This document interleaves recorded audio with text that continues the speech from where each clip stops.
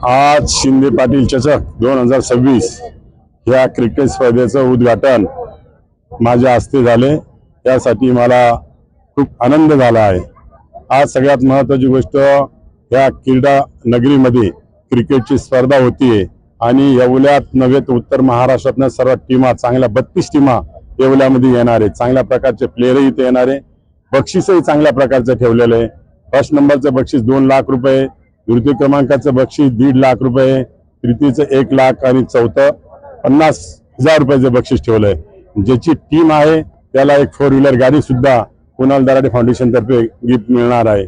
आणि यापुढे सुद्धा अशा स्पर्धा हे 7वें वर्ष स्पर्धेचं आहे आणि या स्पर्धेनिमित्त 101 गरजू गोरगरीब लोकांना धान्य वाटपाचा कार्यक्रम सुद्धा या स्पर्धेनिमित्त झालेला आहे।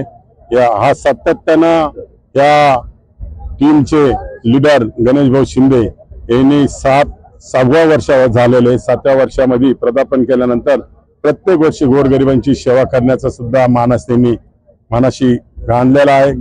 त्यामुळे सातत्याने कोणत्याही गोरगरिबाला काही अडचण आली तर शिंदे फाउंडेशन सातत्याने पुढे राहतं। त्याबद्दल मी शिंदे फाउंडेशनचा मनापासून आभार व्यक्त करतो। जय हिंद, जय महाराष्ट्र। या ठिकाणी शिंदे फाउंडेशन आयोजित 7वं वर्ष क्रिकेटचं महापर्व येवले नगरीत आज आमचे माननीय आमदार नाशिक जिल्ह्याचे शिक्षक मतदारसंघाचे आमदार किशोर भाऊ दराडे यांच्या हस्ते उद्घाटन झालं आणि गणेश भाऊंनी या सर्व स्पर्धेचं नियोजन आखलेलं आहे।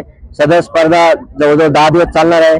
अनेक गोरगरिबांना रोजगार उपलब्ध झालेला आहे आणि टुर्नामेंटच्या निमित्ताने जवळजवळ 101 गरीब कुटुंबांना 4 ते 6 महिने पुरेल इतकं किराणाचं वाटप बी केलेलं आहे। सदर स्पर्धेसाठी 4 व्हीलरचं बक्षीस आमचे युवा नेते आमचे प्रेरणास्थान कुणाल भाऊ दराडेंनी संघ मालकाला 4 व्हीलर बक्षीस ठेवलेलं आहे। सदरच्या स्पर्धेसाठी आज येवल्यातील अनेक मान्यवर प्रांत साहेब असो, येवल्याचे पे असो, तहसीलदार असो, तसेच मोठमोठे उद्योजक, आमचे सर्व नगरसेवक, सहकारी व गावातील प्रतिष्ठित सर्व नागरिक व सर्वच नागरिक या ठिकाणी उपस्थित आले। सर्वांचे मी मनपूर्वक आभार मानतो आणि या ठिकाणी थांबतो।